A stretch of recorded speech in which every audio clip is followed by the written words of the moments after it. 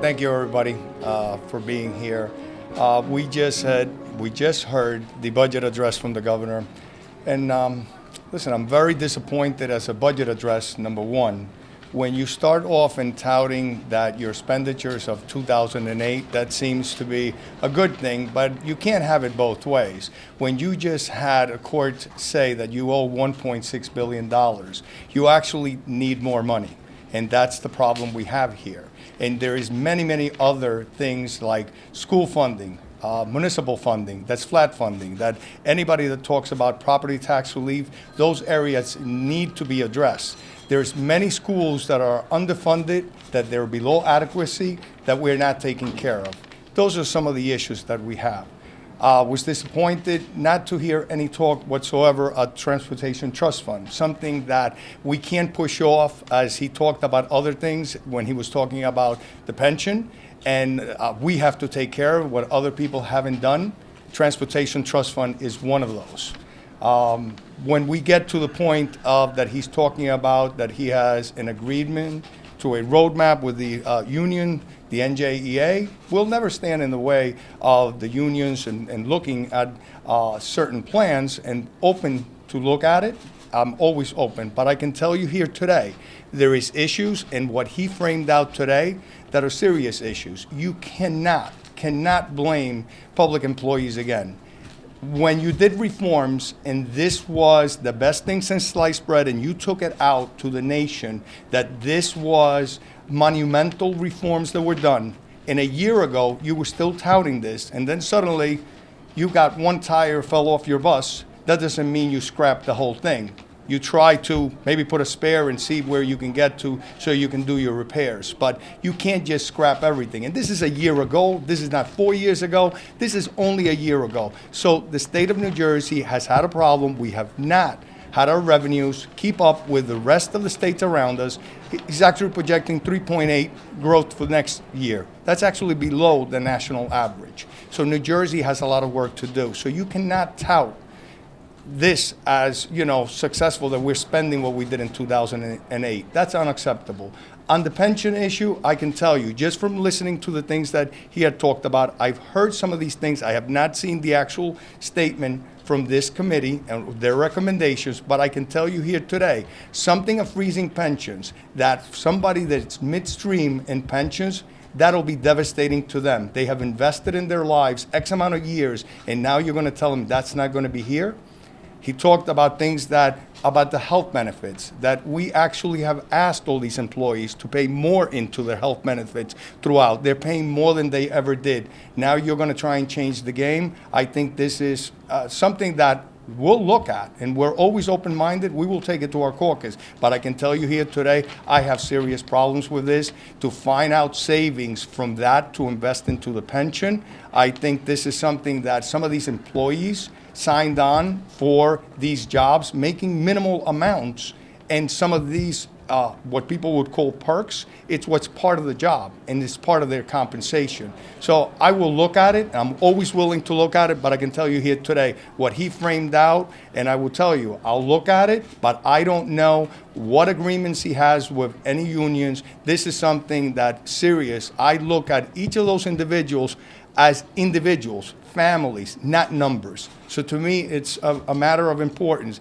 And as the budget, we still don't know impacts. There's things to be concerned. Some cuts to charity care. We need to look at that. And obviously, as the majority leader and the budget chairman will talk to you, we will definitely look at this. It's the beginning of a process in the budget. But this speech was not really a budget speech.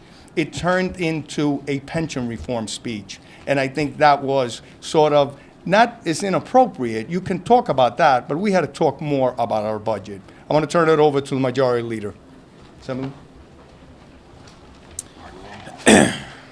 Speaker, I think, said it very well. This was a pension reform speech and really missed the greater obligation of what today stands for, which is day one of the most significant document that the government works on every year, which is the budget. No reference to the process of the public hearings where people come in and speak about the impact of the budget. The governor spoke today at length but there is no indication on what this means for the developmentally disabled, what this means for the hospital and healthcare community, what this means for aid to assistance for home healthcare workers, what this means for nursing home, the traditional things that we speak about year in and year out, and the impact on everyday lives. This is a budget that somewhere floats between $32, $33, $34 billion and has impact on every resident of the state of New Jersey. Key issues that were ignored: property tax impact, property tax relief, and issues around transportation trust fund, as the speaker said. But I do want to acknowledge what the governor's, I think the focus of what the governor's speech is. That our pension system is facing bankruptcy and that it has to be addressed. And the truth of the matter is that public employees have been working with the Speaker and myself, the Senate President and the Majority Leader Weinberger in the Senate, over the last number of months to try to craft some form of pension reform that creates a sustainable and predictable long-term future. Public employees are concerned about their pension. The state should be equally concerned about that pension. It has dramatic impact on our economic vitality. But our job as the legislature in the months going forward is to assure those public employees that their retirements are safe. If we can do that, we will go a long way to making our economic future for the state sustainable. The governor's right to point out the overlying burden of the pension and what it means to other programs. But he cannot ignore the fact, that is only telling half of the story. He cannot ignore the fact that he fought for, asked for, and received bipartisan legislation to address this pension system 6 years ago. And the failure of this administration to support a budget that was presented to him last year that made a full funding payment and to continue to make those payments is hypocrisy. The governor talks about it is inexcusable to repeat the mistakes of the past. By not making those payments, he is making the very mistakes that he accused other governors of doing and took credit for making payments. I don't think there's any creditor in the world that will come to you and thank you for making a part of your mortgage payment or a part of your property tax payment. The pension payment is a full obligation that must be paid. Our failure to do that has had a ripple effect into the financial markets, our ability to grow our state, and our ability to attract business. And I have to tell you, I don't want it to be lost on the residents of the state that when I and my colleagues do not stand up and applaud a purely grandstanding statement that we will not increase income taxes by 29% or sales tax by 10%. There's not one member of the legislature that has that piece of legislation in, not one. But I wonder if they would stand up and applaud if someone said to them that we were not going to fund their retirement accounts and that the security of their family, their spouses themselves, everything that they had banked their entire existence on and their job day in and day out was not going to be funded. Would they so readily stand up and applaud? Because the failure of this government and this administration to have job growth, economic growth, to replenish the jobs lost during the Great Recession, to make up ground, to stay on pace with neighboring states, to stay on pace with our nation, the failure of this administration to enact any meaningful policy reform that has helped this state to recover is what has retarded our progress of economic growth, which, as the Speaker speaks so eloquently about, it is not a question of whether or not we have money in the budget. It's the growth of the budget is not there because we have failed to stimulate this economy. This is the first day of the process. There's a lot of work to do. The public will not see really what is the impact of this budget. The governor talked about, and again, much applause over no taxes in this budget. I remind everybody that last year there were over 40 taxes in his budget, the largest being the UEZ tax, his e-cigarette tax, multiple fees. We hear a lot of words. The devil's in the details, and those details are to follow. But we are committed. We are committed because it is the right thing to do, that we will resolve this pension issue, and that we will work with union leadership, as we always have, to find a compromise that will put the state on financial well-being and will secure their retirement and their pensions. And they deserve credit to where they are today from where we were 6 years ago, that they are at the table with us and working with us to find a long-term solution, and I thank them for that.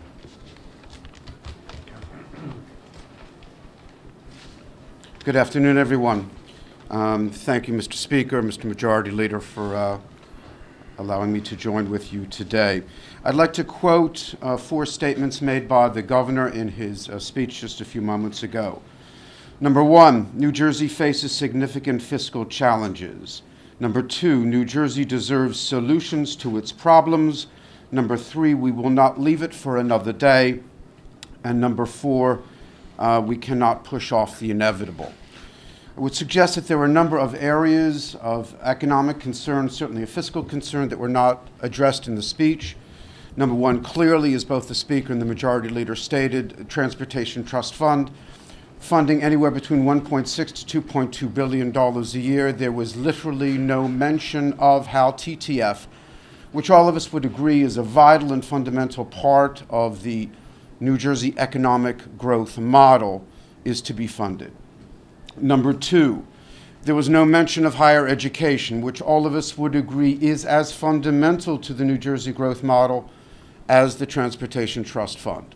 Although $1.3 billion was put into our colleges and universities statewide in terms of building of new facilities, there were no increases in the budget for staff, for professors, so that in so many cases we are relegating our children in our colleges and universities to lecture halls rather than to the classrooms that they need and that they deserve. We also heard no issue, no attempt in terms of the pension plan. We heard a hope, an aspiration. We did not hear a concrete plan. One way or another, no matter what it is that we do, whether we revert to a cash balance plan, whether we revert to any other number of possibilities, there are funds that are going to need to be generated by the state for those costs. No mention was there as well. We also heard that this is the same budget as 2008, that there have been no tax increases. The Majority Leader specified that indeed there have been. We're also forgetting the fact that each year over the past 5 years, since Governor Christie first had the pleasure to take over the executive mansion, that there has been net borrowing increase of $1 billion each and every year. The governor spoke of confronting the problems of New Jersey. I look forward with my colleagues on the Assembly Budget Committee to indeed do just that. But right now, I think that we need to examine critically the premises of so many issues that the governor spoke about, most importantly and fundamentally, whether or not the state is maintaining and meeting its obligation to the people of this great state in terms of the economic growth model of the Transportation Trust Fund, the economic model of higher education, of education itself from K through 12. Any number of areas need careful review, and at least in terms of the contents of the speech, which I'm sure will be followed by much more in detail, have not yet been shared with us. Thank you, Mr. Speaker. We will open up to some questions. Terry? As long as I've been here, this seems like the first year the Senate President and the Senate Speaker have not done the response at the same time. According to all indications, Steve Sweeney was in the room in at least some of the discussions when this plan, this proposal was formulated. You guys were not, and obviously had an election year. Does that show that there's going to be a pretty big struggle shaping up between the two houses on this? I'm trying to get, so you want to know why he's not here or why? Why is he not here? Yeah. Well, that's a question you would have to ask him. We're still in the same place. We actually have the live feed, so I think we have the better place. But I can tell you that, we've been involved in all the negotiations, whether we're running or not. We're here to do the people's work. Yeah. What do you think the chances are that Democrats agree with him on a big deal as in 2011? I got to tell you, we need to see the details, and obviously of what he outlined here today, I don't see that happening. as you saw it today. Certain things that he talked about, I think I briefly touched upon it at the beginning. When you talk about freezing pensions, you have people that are midstream, that those are individuals that have invested a portion of their lives into those careers. Now you're pulling the rug from under them. They had some assumption of where they were going to go, maybe into retirement with a certain amount. That becomes problematic. And when you go to a cash balance, a new pension, how is that going to impact them? So there's many, many details. I'm a numbers guy. You got to show me. Show me the details. Can I ask a Could follow-up? you say that in Spanish for us, please, sir? I'm sorry? Can you say that in Spanish for us, for Univision, what you just said, whether you envision yourself negotiating with him on what he proposed and that you know the details on? Okay. Estamos hablando de la pensión, de lo que él ha propuesto, es algo que yo en este momento no pudiera ver, porque es algo que alguien que está a mediados de su carrera tuviera problemas cuando se va a retirar, no va a tener la cantidad de dinero que esperaban tener en ese tiempo. So, esto es algo que yo dudo que nosotros pudiéramos apoyar en este momento. Yes. The governor did not mention anything about Judge Jacobson's decision or how he planned to respond to that. Have you had any discussions with the governor's office? Is he giving you any indication of what he's planning to do besides appeal that decision? And that was pretty much, he's going to appeal it. The decision basically shows that there was an obligation from the state of New Jersey, that 1.6, and as we don't make those payments, we have problems with our credit rating, and obviously this year we don't know where that money would come from, but we're still going to have this problem moving forward. We're not putting the amount of money. It was supposed to be $2.25 billion last year. We put about 680. This year we're going to put 1.3. It should have been closer to $3 billion.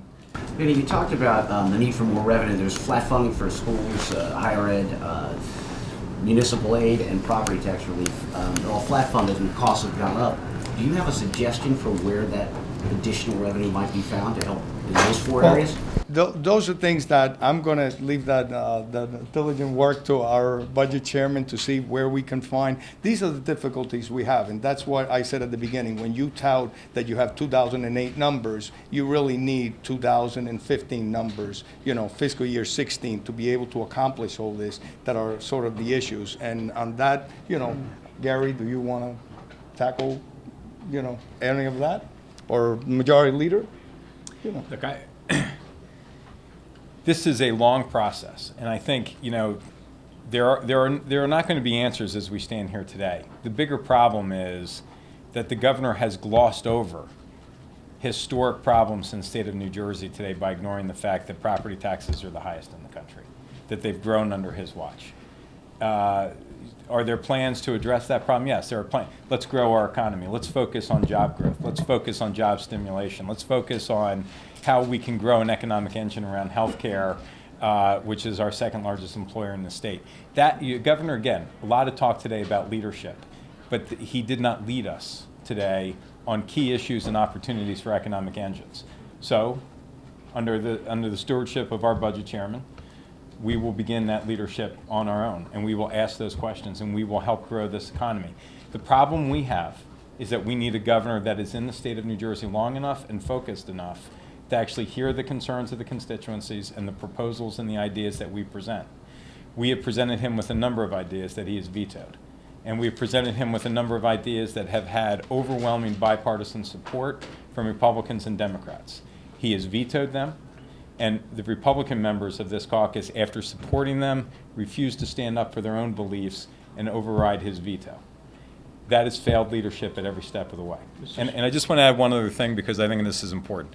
There was a question, I don't want the public to be lost in this. The Speaker and I have been in ongoing meetings with the governor's appointed Pension and Review Commission. The Speaker has met with the governor. I have had conversations with the governor, and we have had ongoing conversations with union leadership to help get to a conclusion to this. So I don't want anyone to think that for a second we have not been active participants or equal participants in this model under the leadership of the Speaker. What have you, Mr. Speaker, what's your reaction to the NJEA possibly working as a partner with the governor? And is your willingness at this point to at least be open to exploring the details of any deal or any solution?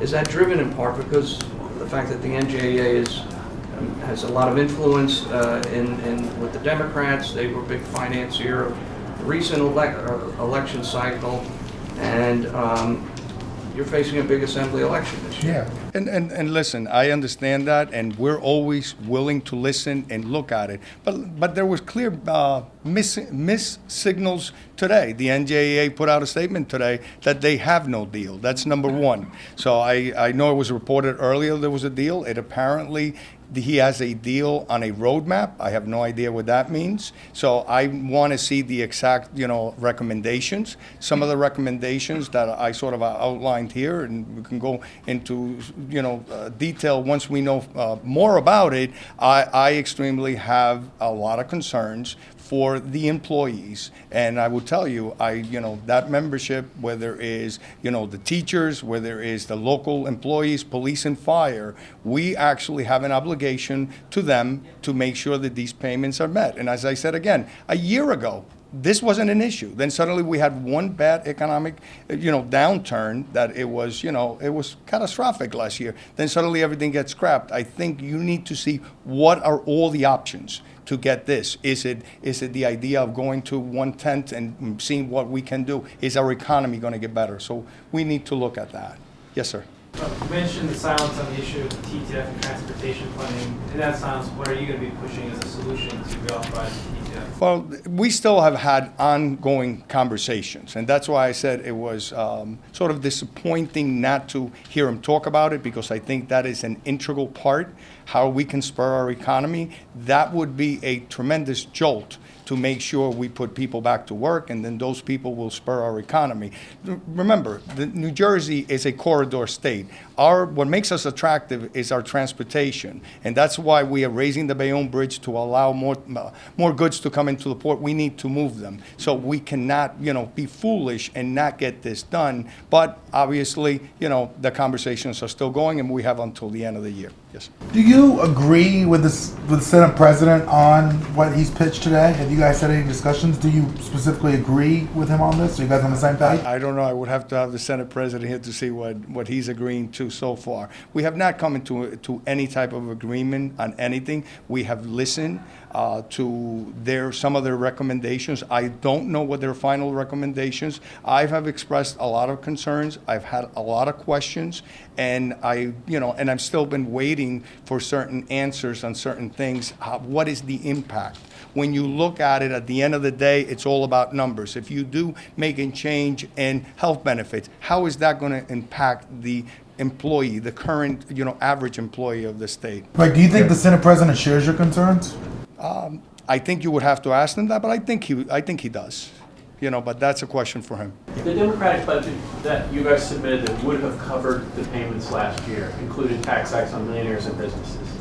It still didn't get you. Their argument is those payments are escalating. The Democratic answer is to raise more and more taxes every year. What's your answer to that? No, that's not what it is. Last year, we sent them a balanced budget that included a millionaire's tax as one of the components of the revenue coming in. That wasn't specific to any particular item. Normally, millionaire's tax would be property tax relief. So in the whole budget, it was taking care of all of our obligations. We need to do this by spurring our economy. That's why I keep talking about Transportation Trust Fund. Investing is how you get out of this. You're saying you think you could make full payments without any tax increases? Well, obviously, we would have to look at that and see what the numbers are, but everything has to be on the table. We have to do our job. And when I've talked about this is a Republican administration, 5 years, where are you cutting? They haven't cut government. They haven't made it smaller. So we have to figure out what our revenue resources are and how do we grow our economy. I know I've been skipping you. Earlier today, the treasurer said that this budget assumes TTF will be paid for by $600 million of authorized but unissued bonds. What's your reaction to that? And does that mean that a conversation about how to fix TTF is on hold? I believe that this is the last year of his 5-year plan. So I don't know those specifics, what we have heard. We didn't hear anything about it today. Obviously, when I look at the budget brief, we can look at it and see what numbers are in there. But again, you had an administration that in their 5-year plan was going to put $1.8 billion pay as you go. They put $65 million year one. There was more than $600 million pay go supposed to be this year. There's zero. So that means we're borrowing. That is a problem because we are at bonding capacity. Every cent we get from the current structure is going to pay down debt. We have nothing. We have to do something. There's also, the Speaker has been leading a discussion on the issue of Transportation Trust Fund, and there is also a coalition of people from business, construction, contractors, trades, and labor that we have met with that have offered a menu of options to address Transportation Trust Fund. You have not heard the governor's office or the Republican Party embrace one of those options to help tackle Transportation Trust Fund, not one. But it's supported by a cross-section of everyone. But, One more, you guys. but when you talk about investments and investments to grow, the economy, investments to do this, investment really is another term for state spending. And if you're not getting the money, then isn't there really just essentially without a tax increase of some sort, aren't you just going to be at loggerheads with the governor for the year?